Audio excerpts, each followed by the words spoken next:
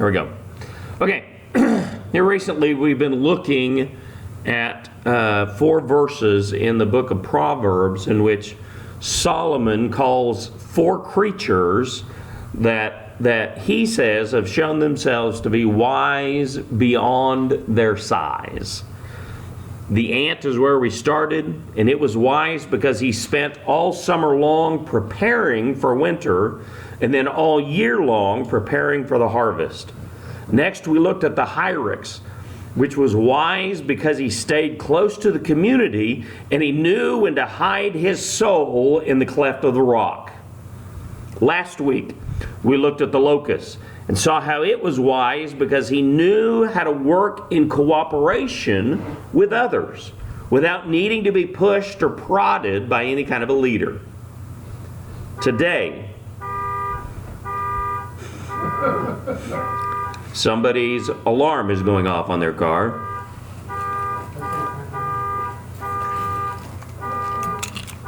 It's not mine. Not mine. There it went. Okay. Today we're going to look at the 4th wise creature that Solomon mentions, and that's the lizard.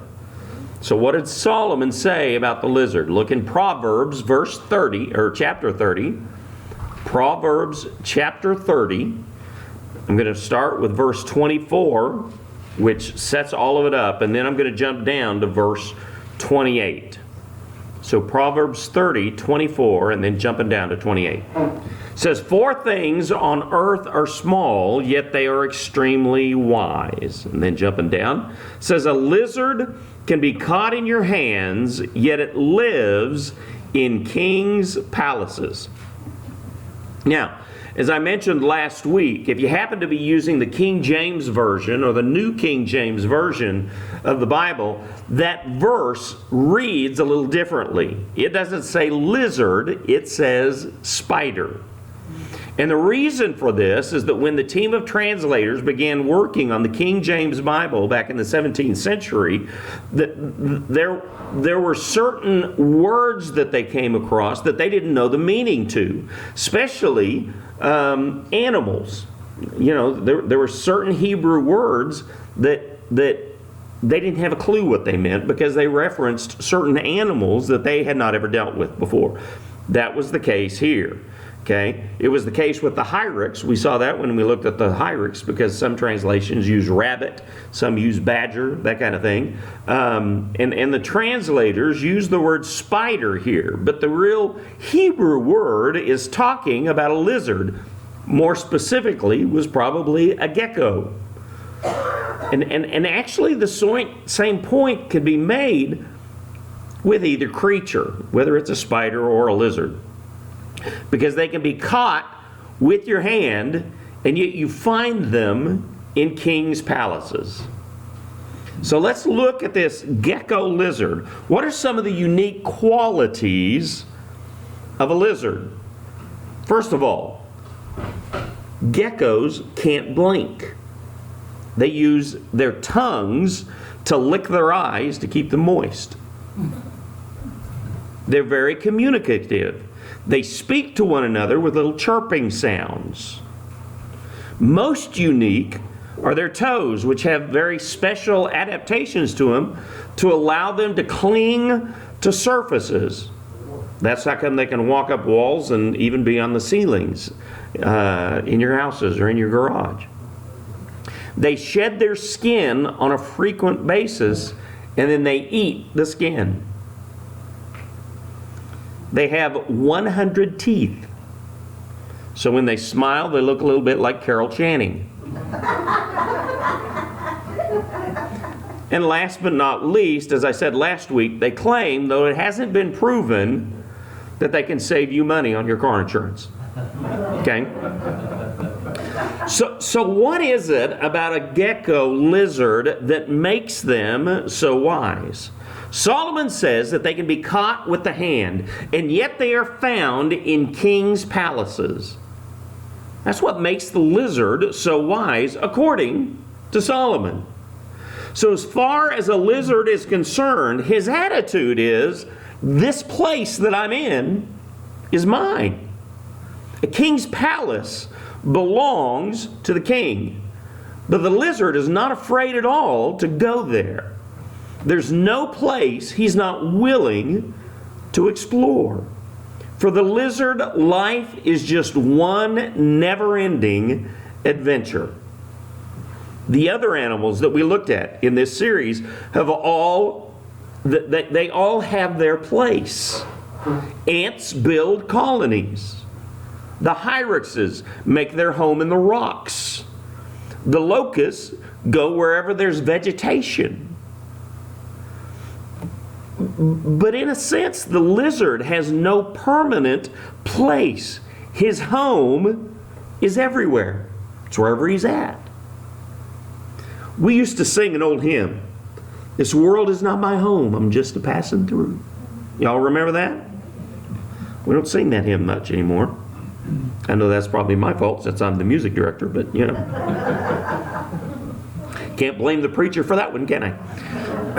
Okay, we sang that song, and we knew that it was true because that's what the Bible says. Peter, in 1 Peter 1:1, said, "To the temporary residents dispersed in Pontus, Galatia, Cappadocia, Asia, and Bithynia." That describes who we are. We're called to be temporary residents or strangers here on earth. This world is not our home. And we're called to scatter out. According to the final words that Jesus spoke to his disciples in Mark 16:15, it says, "And then he said to them, 'Go into all the world and preach the gospel to the whole creation.'" He was saying, in effect, your role is to be a lizard. Go everywhere and make your home anywhere that you can. And in this way, the lizard is exactly the opposite of the hyrax. The hyrax is all about safety. He's all about survival. He stays connected to the group. He knows when to take refuge in the rocks. The lizard isn't that way at all. He doesn't run with a pack. He doesn't hide in the rocks. He boldly goes where no lizard has ever gone before or should go. And he makes his home there. That's where the wisdom comes in. Solomon says, look at the hyrax and then look at the lizard. They're very opposite in nature, and yet they're both wise. Our wisdom challenge is to know when to be one and when to be the other, because we're called to be both. You can't always be the hyrax hiding in the rocks. Sometimes God calls us to be the lizard, to go out into the world, to go on an adventure, if you will.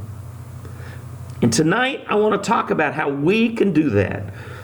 We all can't sell everything we own and move to the mission field, but we can learn to live with a sense of adventure right here where we're at, so that God can use us in greater and greater ways.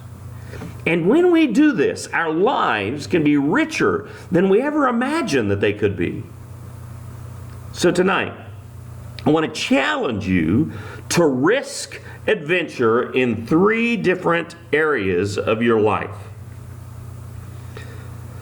The first thing that I want to challenge you to do is to risk getting out of your comfort zone.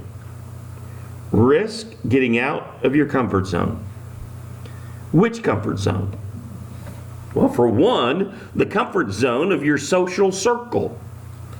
If all of your friends look like they all came out of the same cookie cutter that made you, then you might need to stretch yourself a little bit and enter into some new territory.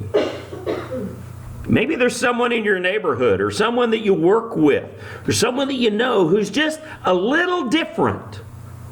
Maybe their accent is different, or their skin color is different, or they dress differently. Maybe their hair's a little longer than yours. Okay, that fell flat. So much for humor. Okay, they're just not one of us, you know? The lizard says, I'm going to venture into new territory here. I'm going to make a new friend. Every church needs to take that challenge. Martin Luther King said in an interview that 11 o'clock on Sunday morning is the most segregated hour in America. I think it was true then. It's probably true now. But the segregation goes far beyond the level of skin color. I've been in churches where some people just didn't fit in. Not because of their skin color, but because of their socioeconomic status. They weren't upper middle class enough. The mom wasn't a soccer mom. The dad wasn't outdoorsy enough. And we've got to be the lizard here. We've got to be willing to move into new territory when it comes to our circle of friendship and circle of fellowship. We've got to be willing to risk moving out of our own comfort zone. So I want to challenge you tonight to stretch yourself beyond your comfort zone in every area of your life. I'll be honest with you, that's something that I'm still working on. For example, I don't always feel comfortable saying, I love you. There are times that that's awkward for me. Now, if you're getting on my nerves, I have no problem at all telling you that. Okay? But when it comes to saying, I love you, my attitude is often, you know, I told you that once. If it changes, then I'll let you know. Okay?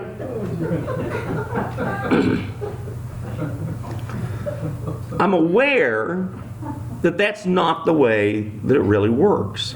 So God has put people in my life who need to hear me say what they mean to me and what our relationship means to me. When I talk to Barbara on the phone, before she hangs up, she says, I love you. And if I don't say, I love you before I hang up, she calls back. You didn't tell me you loved me. That's right. So I finally come to the realization that if I want certain relationships to thrive, I need to step out of my comfort zone and say, I just wanted to say that you're not so bad.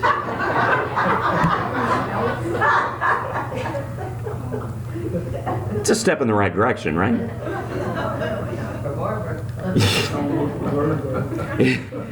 If your comfort zone is holding you back, force yourself to break through it so that you can experience a new level of life.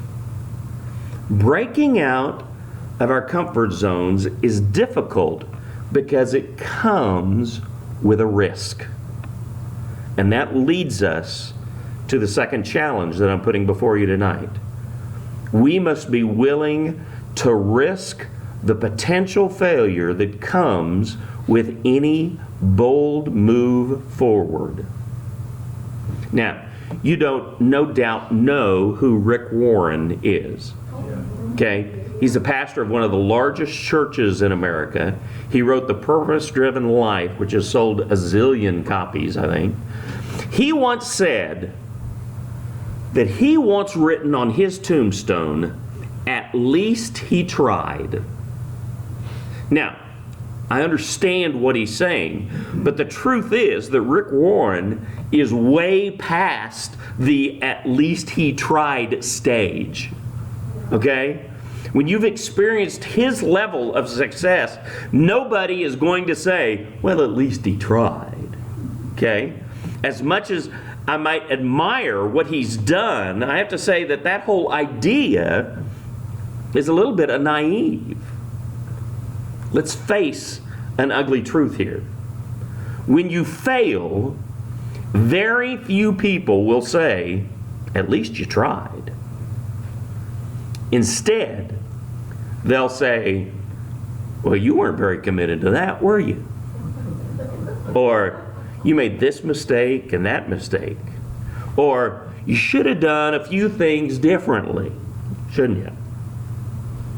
Now, I understand that I sound a little bit cynical here, but I speak from experience. People won't be saying, at least you tried. They'll be saying, I guess you weren't good enough. Or, I guess you just didn't have what it takes. When you fail, the world doesn't pat you on the back and say, nice try anyway. When you fail, some will smirk, some will laugh, and some will say, I told you so. It's humiliating and it's embarrassing. So when you step out of your comfort zone and you take the risk of moving boldly into a new area and are willing to try something that no one else has the courage to try, you run the risk of failure. Unfortunately, failure has the tendency to be quite visible. And it doesn't come with a whole lot of attaboys. You know what I say to that?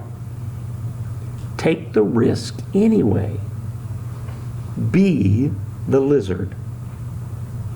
Every time you reach out to someone who is beyond your circle, every time you try to make friends with someone new, you risk getting shut down. You risk getting pushed away and rejected. Risk it anyway. Sometimes you might fail.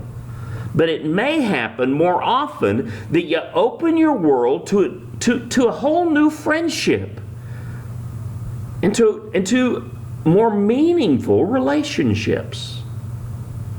Every time you reach out to your spouse or your children or your friends or neighbors in an attempt to experience a deeper level of emotional connection, you run the risk that they're not going to reach back.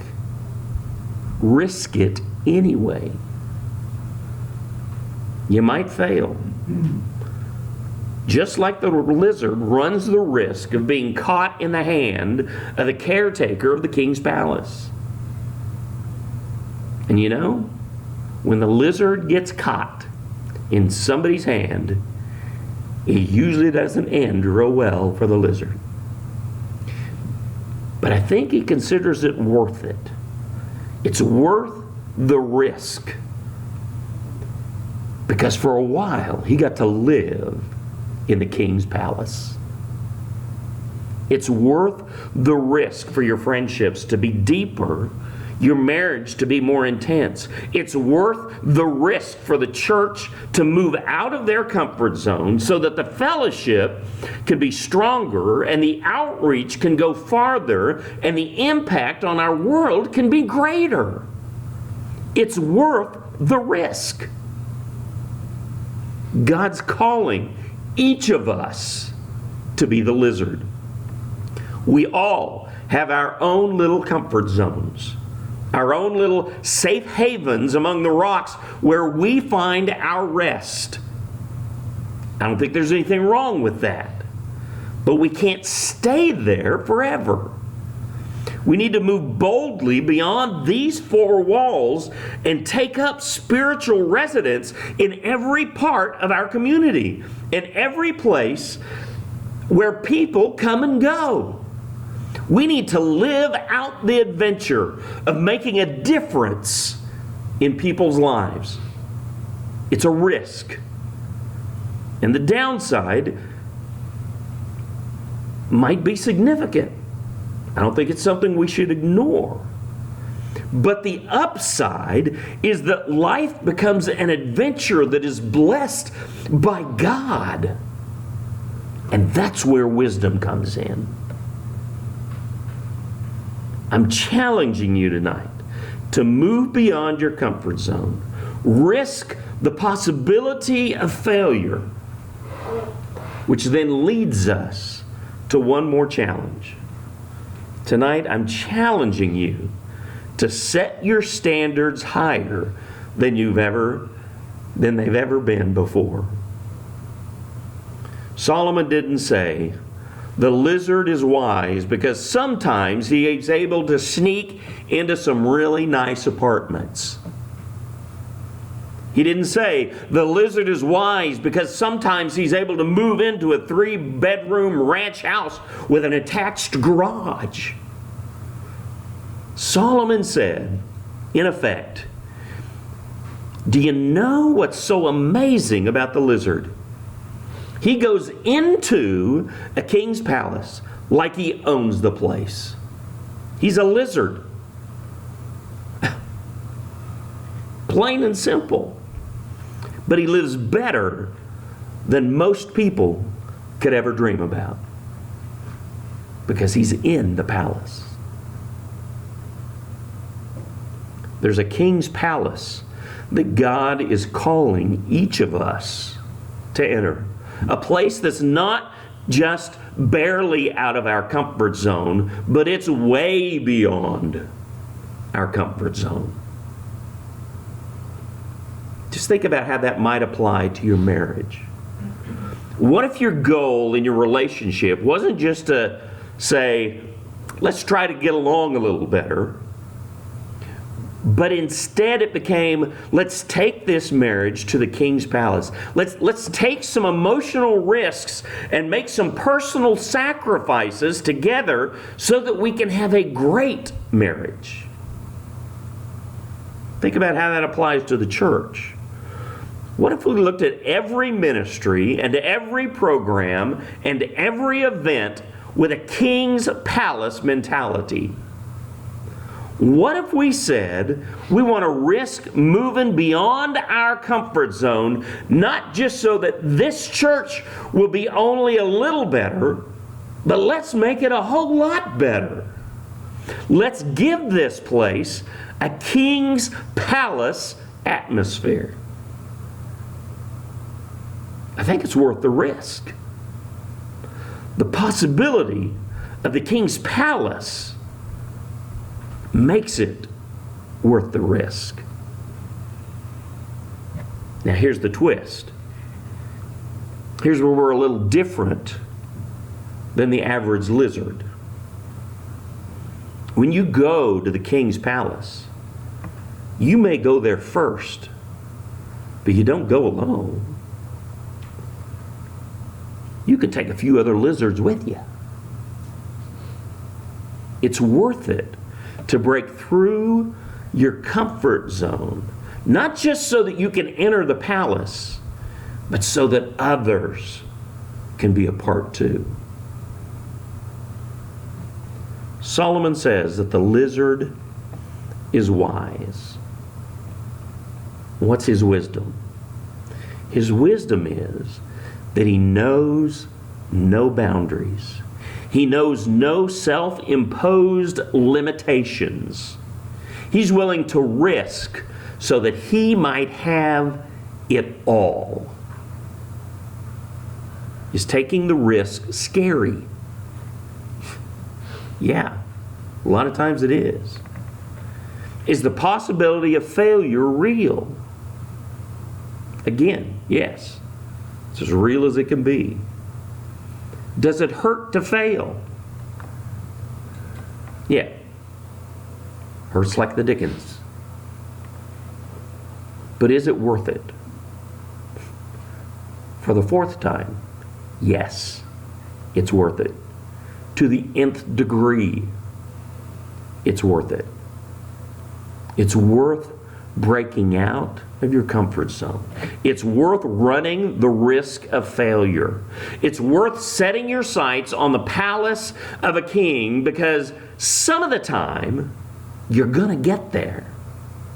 And you're going to lead the way for others. I believe that God is calling us to live with the wisdom of the gecko.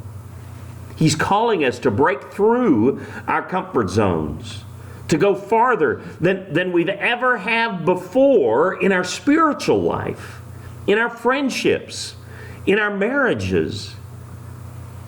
And I believe that He's calling us as a church to do the exact same thing. Out of the comfort zone and into the King's palace. That needs to be our objective. That's why the lizard is so wise. And that's one of the reasons that we need to follow his example. Take out your